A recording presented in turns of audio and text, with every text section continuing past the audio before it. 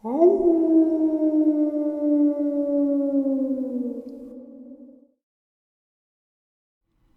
greetings and salutations, everyone. I hope everyone is still doing well, and welcome back to today's second half. Before we get into today's second half, a couple links. As you know, I rely on Patreon, PayPal, and my merch to help the channel to continue to grow and go. The links to Patreon and PayPal are in the description below, my merch displayed directly under the video. Also, Dogman, Frightening Encounters, Volume 1, 2, and 3, the audiobook versions. They were written and researched by Tom Lyons, narrated and produced by me, Jeffrey Nadolny. Those audiobooks are available on Audible, Amazon, and iTunes, the links to which are also in the description below. And finally, last but not least, if you'd really like to help this channel to continue to grow and go, simply subscribe and click the like button. It's fast and free. Now, everyone, I have taken far too much of your time. Let's get on with today's second half. Shall we? Today's first encounter. Looking back at almost 30 years of service as a soldier in the United States Army, I can comfortably say that it was an honor and a privilege to serve such a great and remarkable country. During my time, I managed to acquire several combat military occupational specialties, or MOSs, to include Vulcan Gunner, Stinger Gunner, Artillery Gunner, and Combat Infantryman. My favorite MOS, however, definitely had to have been the Calvary Scout. As the name implies, a Army Cavalry Scout is the eyes and ears of the maneuvering combat battalion. We usually operate alone and far ahead of the main combat force, oftentimes behind enemy lines. Using stealth and silence, we locate enemy positions, determine where they have laid their mines, locate their barriers and ambush positions, and find ways to outflank their defensive positions. To be a scout, you have to be able to act independently and confidently, because more than often, Army scouts will usually be outnumbered and surrounded. Conducting reconnaissance behind enemy lines is not a job for everyone. But if you are daring and crazy enough, it's a job that a select few would really enjoy. One skill that the Army Scout needs above all else is the ability to read a map, determine your coordinates on the ground, and have the ability to navigate stealthily to your objective. A scout is virtually useless if he cannot read a map and ends up getting lost. As such, a large part of a scout's training consists of land navigation, all terrains, weather conditions, and environments which include forests, dense woodland, deserts, and swamps. While I was training to be a scout, our class was dropped out in the middle of a dense forest somewhere in Pennsylvania at around 11 o'clock at night. It was a cool November evening, and the only illumination came from the full moon, which shone brightly in the sky. There were 16 of us who had advanced to this phase of the training, including one guy who was former United States Navy SEAL. We were given a map, a compass, and a red lens flashlight, water, night vision goggles, or NVGs, and 4 hours to find at least 4 out of 5 points located on the map. Each point which we had to find was located somewhere inside the black forest that surrounded us. A point consisted of nothing more than a wooden pole sticking out of the ground with an ammunition can at the base. Inside the ammunition can was a description of the enemy's position. For example, a description may read, "Enemy machine gun position facing north." The scout would then have to write down something like, "At vicinity grid AA 1, 2, 3, 4, 5, 6, 7, 8, 0, there is an enemy machine gun position facing north." Besides the darkness, there were several other factors working against us. For one, some of the points were located relatively close together, separated by about 20 meters or so. This meant that the scout had to trek precisely to the correct point, or else risk navigating to the wrong point. Also, all 16 of us were given different points to navigate to, so there would be no helping each other Absolutely not. This was strictly an individual training event, and it was timed. Anyone who failed to successfully find their 4 out of 5 points in the designated time would have to come back tomorrow evening and try again. Finally, we were told that there were several enemy soldiers out there somewhere in the forest who would be hunting us. If one of them caught us, we would be brought back to the starting point and have to do it all over again. The land navigation site was a densely forested area, roughly 10 square miles, and was crisscrossed with streams, which we would have to navigate in the dark.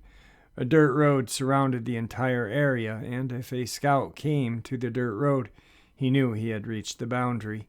Also, if a scout became completely lost in the dark, he was to make his way to the dirt road and wait for pickup and joking and insults, which were sure to follow.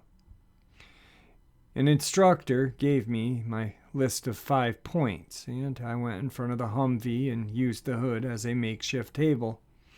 Using my red lens flashlight, I plotted all 5 points on my map. This was perhaps the most important part of the process because if a scout plotted his points incorrectly on the map, he would never find his points, especially in this pitch-black forest. After double and triple checking that I had correctly plotted my points, I studied the map to see what the terrain was that I could expect. 2 of my points were located on small hilltops. 2 were located in a valley which would require me to cross 2 streams, and 1 was located near the boundary next to the dirt road.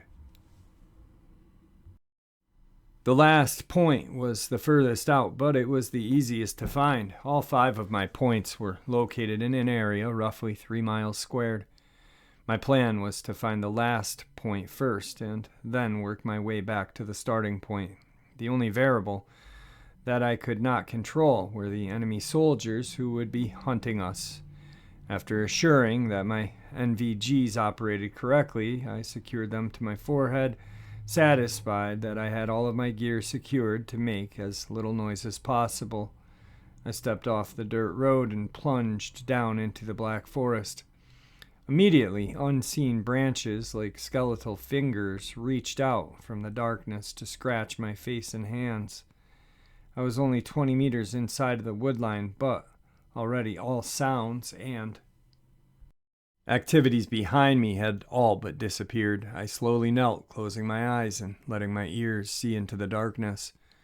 To my left, about 10 meters away, one of my fellow scouts was also moving through the forest to find his points. Further ahead of me, I could hear movement somewhere in the forest, a skittering noise running through the undergrowth. Perhaps a raccoon or some other rodent. The fallen leaves on the ground crunching underfoot would give away our movement. We'd have to be extra careful and stealthful to avoid attracting any attention. I got up and continued walking toward the first point, counting my steps so that I could judge how far I had traveled and keeping my eyes on the compass to ensure that I was still heading in the right direction. I was suffering from tunnel vision as I could only see what was directly in front of me. I had almost no peripheral vision because of my NVGs. The terrain was steadily sloping downward as I descended into the valley. Occasionally, I would stop and kneel and scan my surroundings just to see if I was being followed. At the point of the valley, the ground became muddy and at one point sank to the top of my boots in the cold mud. A stream about 8 feet wide crossed in front of me. I debated on whether to cross the stream or find a way around it. Further upstream, by a few hundred meters, I heard a loud splash, following by a soldier yelling, "Son of a..." I chuckled to myself and silently climbed down into the stream.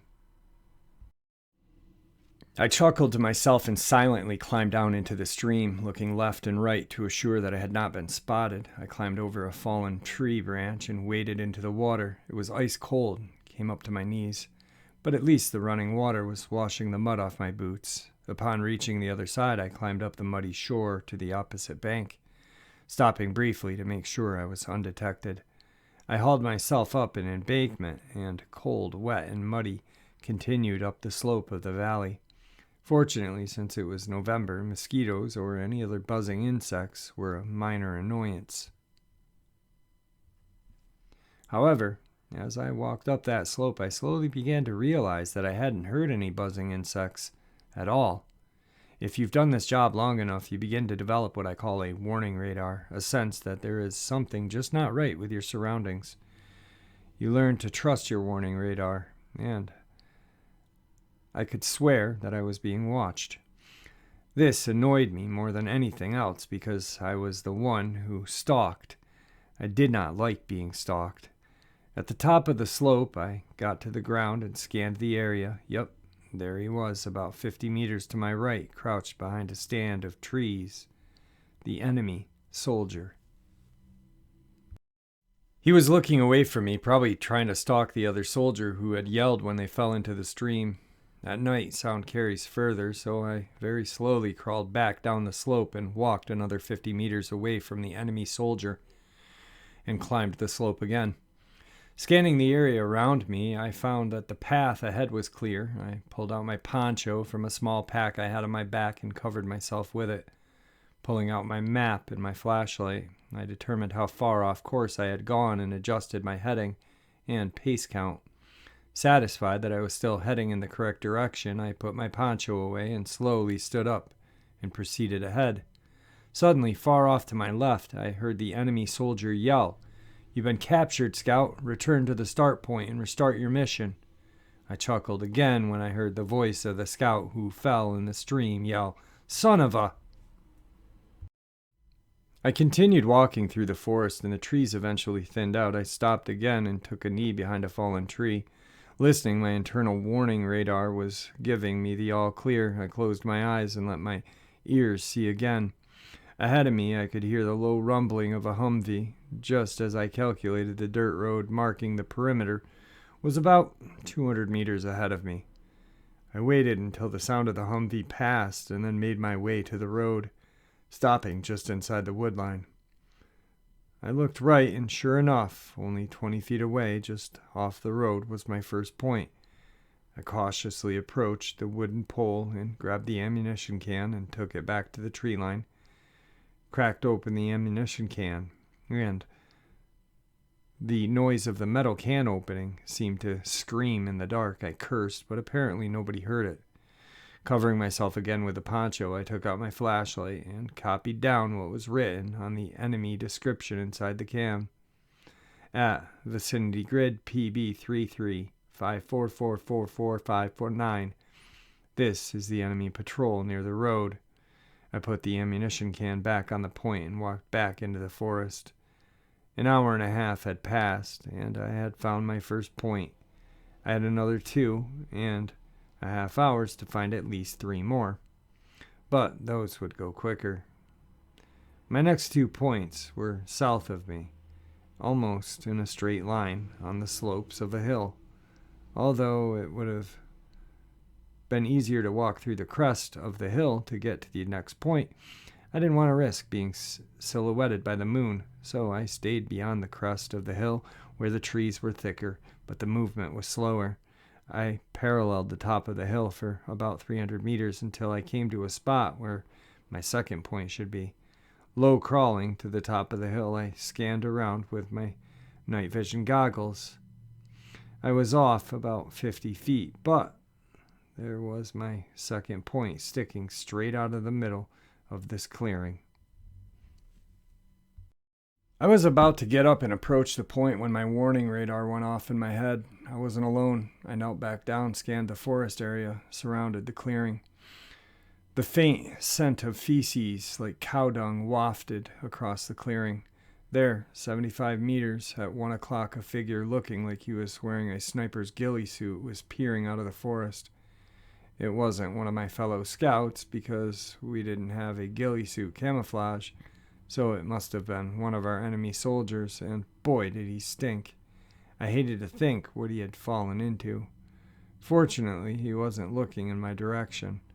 I observed him for a few tense seconds. Then he stood up and turned to leave. Jeez, that guy's huge. I waited a few more moments until I could not smell him anymore. Then I entered the clearing to retrieve the ammunition can. At the vicinity grid, PB 30096687 is an enemy anti-tank emplacement at the top of the hill. I came off the top of the hill, grateful to be back inside the thick tree line, but the leaves crunching under my boots sounded like a roar of jets in the dark, lonely forest. Every crunching step seemed to shout, "There's a scout right here, crunch, crunch, crunch, crunch." I stopped suddenly and slowly got down on my belly. Crunch, crunch, crunch, crunch. The footsteps were behind me, approaching my position. I cursed, stinking enemy. Soldier in a ghillie suit was stalking me. He must have been beyond 75 meters from me because I didn't smell him. If I had time, I would have evaded around him, but another 30 minutes had passed and I needed to get to my third point.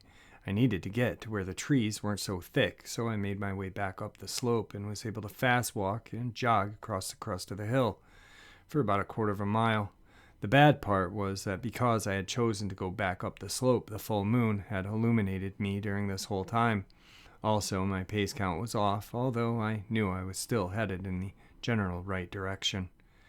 I ran down the slope and back into the wood line again, stopping to see if the stinky enemy in the ghillie suit had followed me. Satisfied that I had lost him, I began searching the area for my third point.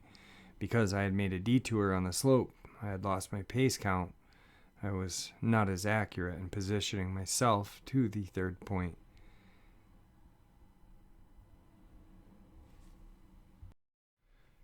I just knew it was around here somewhere, here in the 50-meter radius. Bad thing about NVGs is that while it gives the wearer an amazing ability to see in the dark, it severely limits the wearer's depth perception. I found the point literally by accident when I inadvertently kicked over the ammunition can. A loud clang echoed in the night. I shook my head, cursing my bad luck. Pulling out my flashlight again, I copied down the enemy description that was inside of the ammunition can.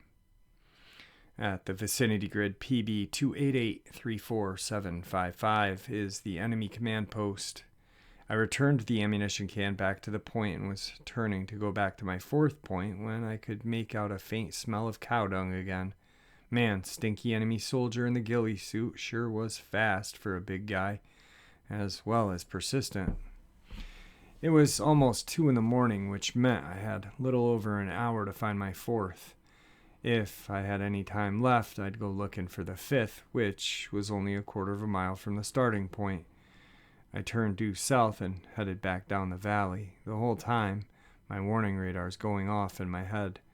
Sometimes I thought I could smell cow dung, and I secretly wished that the stinky guy stalking me would just fall into a stream. The trees were thicker toward the base of the valley where the stream ran, so it was much darker with very little moonlight shining through. But it was still pleasantly cool, although I was hot and sweaty at this time. I calculated that I was at the bend in the stream, about 500 meters away from where I first crossed it. This fourth point was weird because it looked to be directly in the stream on the map, meaning that it could be on either bank of the stream. I was looking forward to search both sides of the stream, but I didn't have a choice. I knew that my fourth point was here somewhere close by. I literally searched my side of the muddy stream first, about 50 meters. The rippling of the water masked any sound I made, but it also masked the noise of any approaching bad guy as well. Finding nothing on my side of the stream, I once again climbed down the embankment and waded across the icy cold water to the other side and began my search again. I searched for another 50 meters and still saw nothing except mud and fallen trees.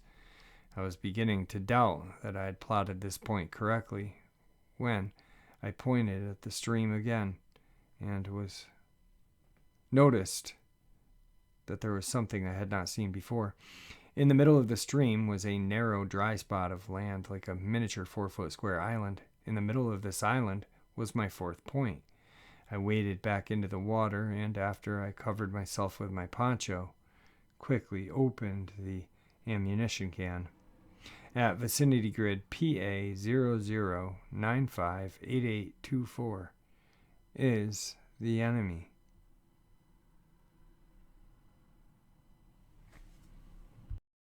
Submarine base. Really? I thought a submarine base? Whatever. I closed the ammunition can and set it back down when the smell of cow dung seemed to hit me like the heat you feel when you open a hot stove. I cursed. Even though I had found the necessary points that I needed, I still had to get back to the starting point without being caught, or else I'd have to do it all over again. How did the stinky guy keep finding me? Very slowly, I knelt down on the island and crawled backward into the freezing water. The smell was all around me, and there was noises like branches breaking on the bank, followed by splash sounds only 50 meters from my left.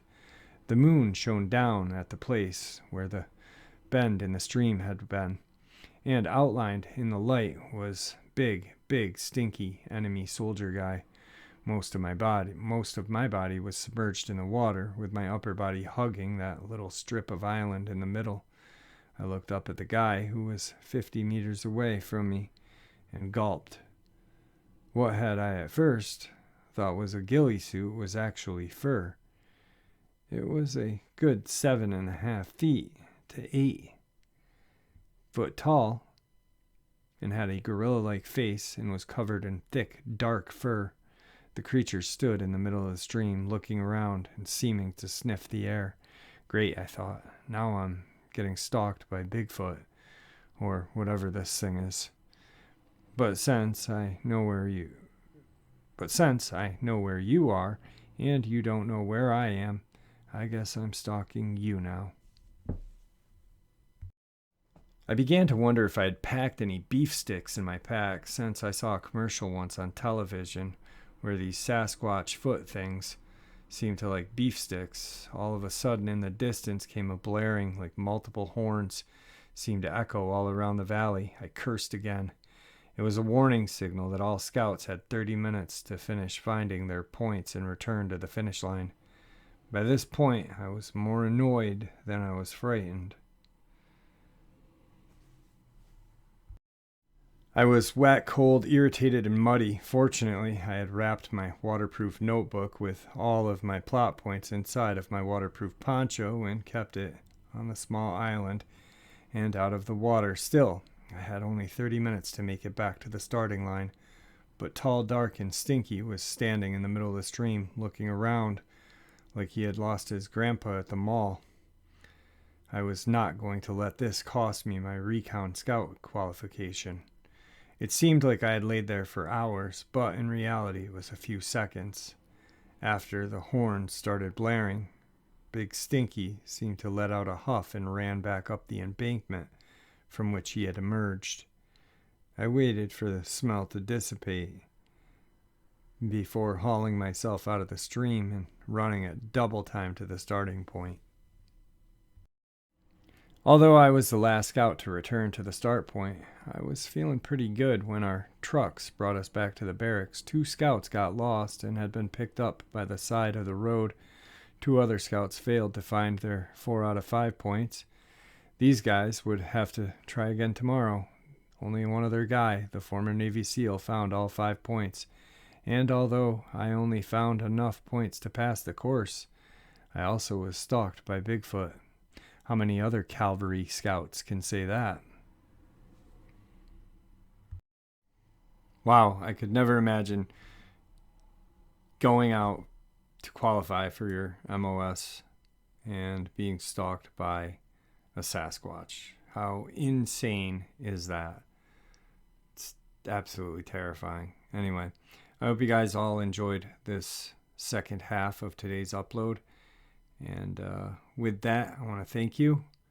May the Great Spirit watch over us all. May He guide us down that path that we call life.